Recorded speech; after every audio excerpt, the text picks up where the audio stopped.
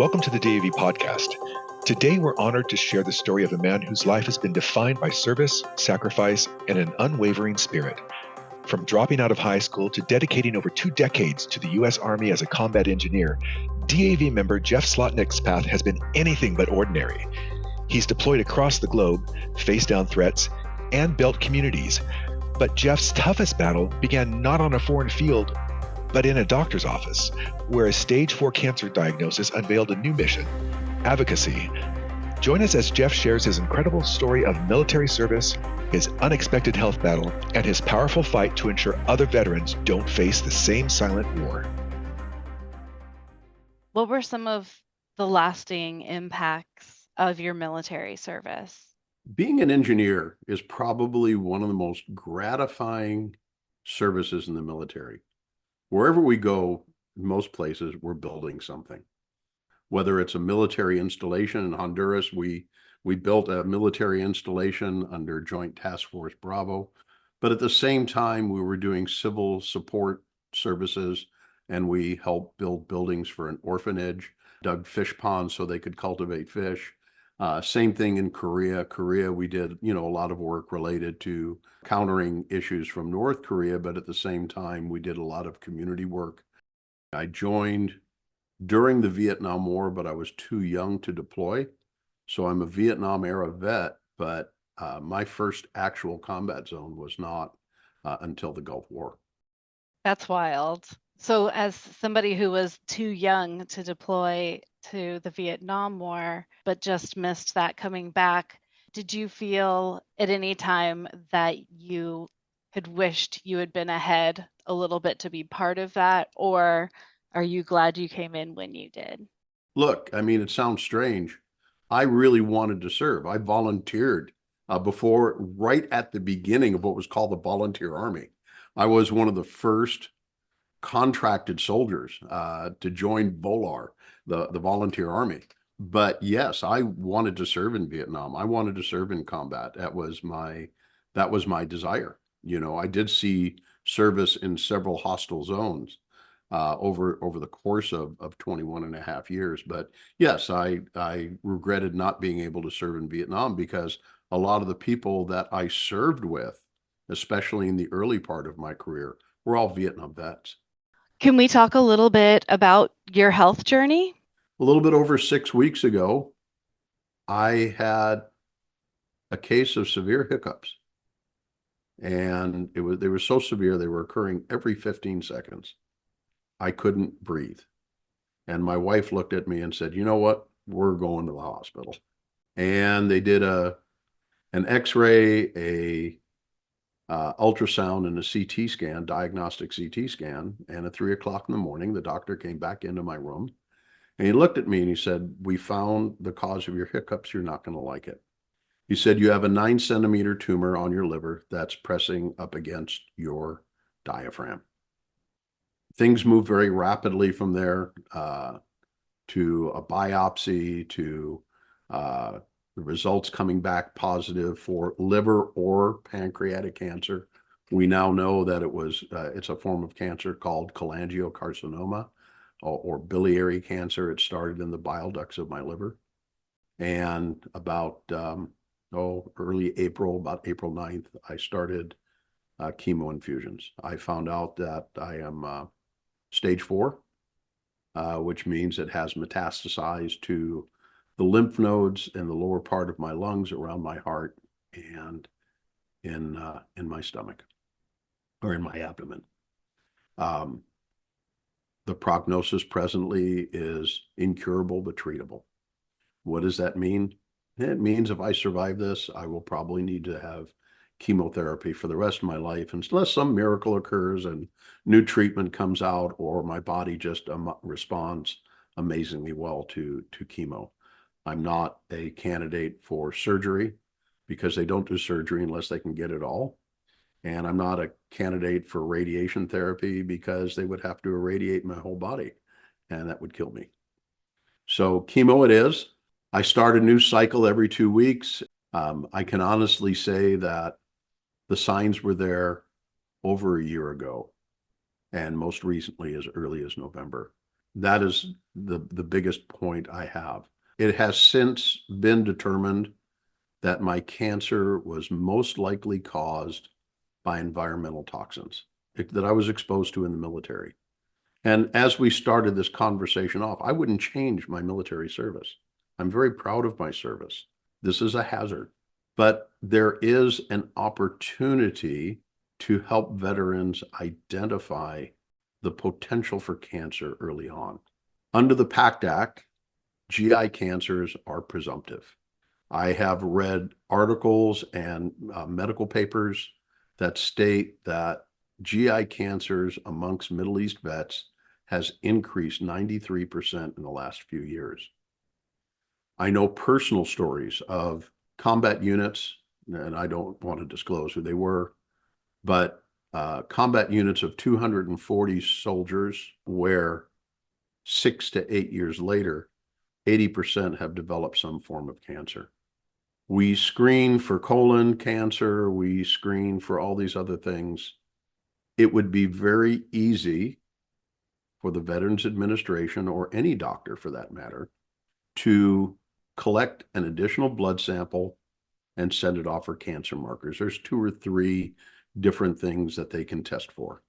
If I would have had that diagnosis, if my doctor would have known what the symptoms that I was presenting, and I'll get to that in a minute, this could have been treated at stage 1 or stage 2 instead of at stage 4. So in 2024, I went in for my annual blood work for my upcoming VA appointment. My doctor called me after the results came back, and he was in a panic.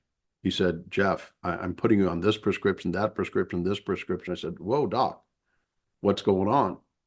He said, well, your cholesterol is high, 254. Your triglycerides are high, 253. You have type 2 diabetes at 8.9, normal being 5.7. And he said, you're overweight, you have high blood pressure. And I said, give me the weekend to think about that. Let's work on that. And I did. I did a lot of research, and what I came up with is a lot of that was caused because I was overweight, a little bit of fat on the liver. And so I changed my diet. I eliminated all processed sugar. I eliminated all simple carbs, fruits, vegetables, lean protein, and complex carbohydrates like buckwheat and cornmeal and lentils and things like that. I dropped 40 pounds in 6 months. I dropped my cholesterol to triglycerides and cholesterol from 194 to 193. Dropped my A1C from 8.9 to 6.4. But that wasn't the problem. My problem was not lifestyle. My problem was those same markers, when I put them into the internet, I came up with an article by MD Anderson, another cancer research center. These are the signs for liver cancer. And so at that point, if that additional blood test had been there, if my doctor had been more knowledgeable, if we had things like AI, it's impossible for a doctor to know everything, right? And I'm not saying using AI and machine learning to replace a doctor, but put a problem in like you do with Copilot, right? You put something into Copilot, it searches the internet, it brings everything back to you. If he would have put my symptoms into an AI search engine, then he would have seen it. It could have been lifestyle, but it also might have been liver cancer. Then they could have done additional tests, and I wouldn't be in the position I'm in today. So creating awareness for other Middle East veterans, although my prognosis is not the best, I have made the decision to turn my journey into advocacy. If we're seeing 93% increases in GI cancers, if it's presumptive under the PACT Act, why are we not testing veterans for cancer? There were other missed signs along the way. I had a stomach ache. I did have GI issues from military service. GERD, you can only eat so many MREs. GERD and reflux. Oh, I guess that's GERD. What's called Schatzki's ring, which makes it difficult to swallow, and a hiatal hernia. And when I told my GI doctor, who was not a military or VA doctor, who was a civilian doctor, I was sent out of network. He chalked up my upper abdominal ache to a GI issue, when in fact it was my cancer making itself known. Even then, had my doctor not been as focused on his specialty and taken a more general view of things, I could have been diagnosed back in November instead of April. So it's just this series of errors, really. And don't get me wrong, I'm not looking to sue anybody. I'm not looking to make money off of this, but I am looking to create awareness and educate people and advocate and help folks to avoid this present journey that I'm on. It's tough. It's not easy. 6-7 weeks ago, I had not a care in the world other than growing old, being a grandpa, and living my best life. Today, I'm tethered to 4 chemo bags. I can't do what I want to do. I can't eat what I want to eat because every other week I have to go for a chemo infusion. And I'm grateful. Don't get me wrong. I am grateful for the fact that I'm being treated at one of the best cancer research centers in the United States. I'm grateful that between Medicare, TRICARE, and the VA, all my expenses are covered, and this has no financial impact on my family. And there's a lot of people that don't have that same benefit. So I am very grateful, and I am very positive about this. I have chosen a path of positivity because any other path only leads one place, leads to the grave. This is not where I saw myself in my 70s, but it's where I'm at. And I've likened this to combat. My combat service has prepared me for what I'm going through now. I have to walk through live fire to get to the other side. I've been using the term that I found my battle rhythm, because that's what it is. I look for small improvements. I've adjusted my life. My wife has just been absolutely amazing. She won't leave my side. Little things, as part of my battle rhythm, I found that because of this being an abdominal cancer, there's only so much room in your abdomen. And so either the tumor's in charge or my stomach's in charge or my colon is in charge, but they can't all be in charge at the same time. So, I start my morning with a high protein smoothie that is perfect for fighting the effects of chemotherapy. And then from there, I take my meds. I get halfway through it. I take a handful of medications, and then maybe I'll have some coffee and maybe a little bit of something to eat. I have to eat 5 times a day because I can't sit down to a big meal anymore. And I'm trying real hard to keep my weight consistent. When I started this journey, I was 225. I've dropped as low as 218, and I'm trying to stay between 220 and 223.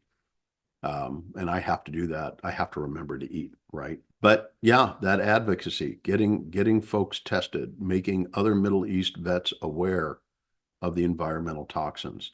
The environmental toxins that I was exposed to just as part of military service, because we didn't know, right? Engineers, you just can't go out in the middle of a field and set off a 300-pound explosive. Most, military training facilities have what's called a blast pit, and it's used regularly for explosives. So not only is it a safe area for explosives, but the soils are impregnated with explosive residue. When you put a 300-pound shot up in the air, yes, you're a safe distance away, 300-400 meters from the explosives debris, but you may not be far enough away from the chemical compounds that are in the soils that are now vaporized in the air and that you're inhaling, right? We did demolition, building demolition projects on military installations. These were, in some cases, buildings that dated back to World War II. You're disturbing soils, you're pushing over old lumber. God knows what that stuff was impregnated with, right? Who knows what's been buried on some military installations, right? And you're turning the soils over. I mean, we had one large project in the late 70s. We retrofitted a tank gunnery range. And, we were building roads and pushing soils and all this tank gunnery range that had been used for tank firing for gosh knows how many years, right? And so all that stuff is in the soil and you're bringing it up into dust and you're inhaling it. You don't think about those things on active duty. You certainly don't think about it when you're in your 20s, right? But here I am today, and all those environmental toxins, whichever one it was, has caught up with me. In Middle East service during the Gulf War, whether it was the oil fires or the depleted uranium or the pro-distigamine bromide shots or the anthrax injections or the constant insecticide spraying or utilizing fuel tankers to transport water that was good for showers but not good for drinking, whether it was drinking water in plastic bottles that have been sitting out in 140-degree temperatures. All these little things, as you mature, gang up on you, right? And even to the point we're doing genetic studies through Fred Hutch to determine if there's a genetic nexus to this.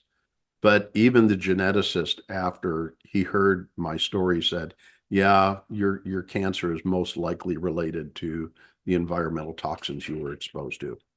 So here we are.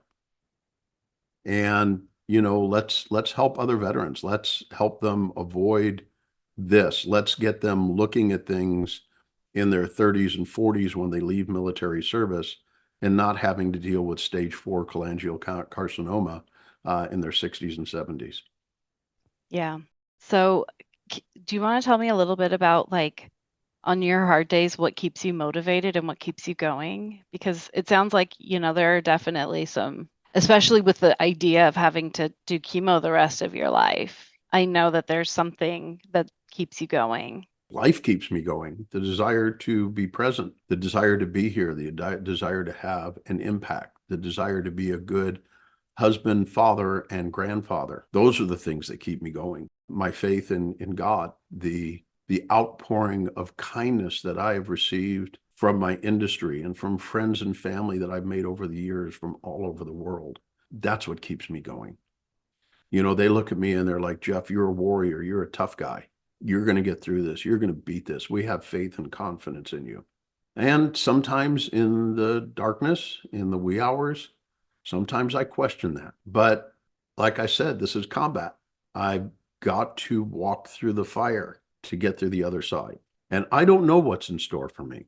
I don't know if I'm going to be here in 2 years. I don't know if I'm going to be here in 10 years. But I do know that none of us have a guarantee. None of us have a warranty. In the past month, I have lost 3 friends or associates that have died suddenly from strokes or heart attacks or vehicular accidents. At least I have the opportunity to see what's coming and say goodbye. They had no opportunity. So again, I'm very gracious and for what I have. I'm gracious that I have the level of care that I have. And you know what? If this is my end, it's my end.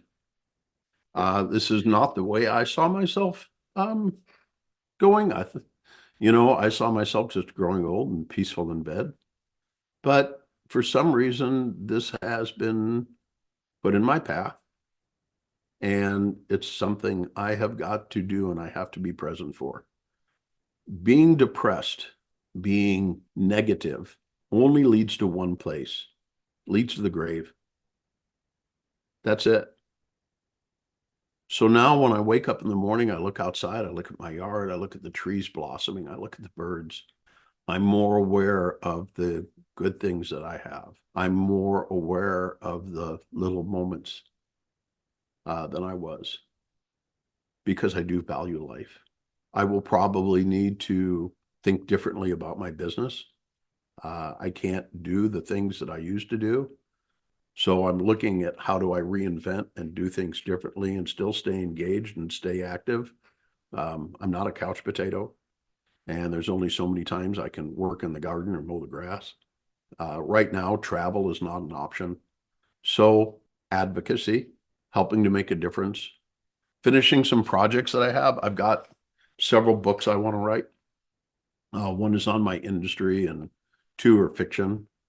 I'm probably going to focus a lot on getting those done. Doing more coaching, teaching, and mentoring of folks, facilitating change in my industry, things like the school security standard, and helping to keep our children safe, because the last thing a child should worry about going to school is whether they're coming home or not. What they're eating for lunch, what test is coming up, what they're going to be studying that day, the next field trip. Those are the things that they should be worried about. I'm going to continue to be me. I'm going to continue to do what I do, and I'm going to continue to advocate and facilitate change, which is what I do. Well, and we're proud to have you as one of our members, and I'm proud to have gotten to meet you, and I find your attitude very inspiring towards the whole thing, because I also find that joy is in like the little moments, for sure. But unlike you, I could garden all day. I could garden all day for sure. Jeff's journey is a powerful testament to the enduring spirit of our veterans and the often unseen challenges they face. His commitment to transforming his personal battles into a broader mission of advocacy is truly inspiring. We encourage all veterans to be aware of the potential links between service and health issues like cancer. Talk to your doctors, stay informed about the PACT Act, and advocate for your own health. That's all the time we have for today's podcast. We'll catch you next time.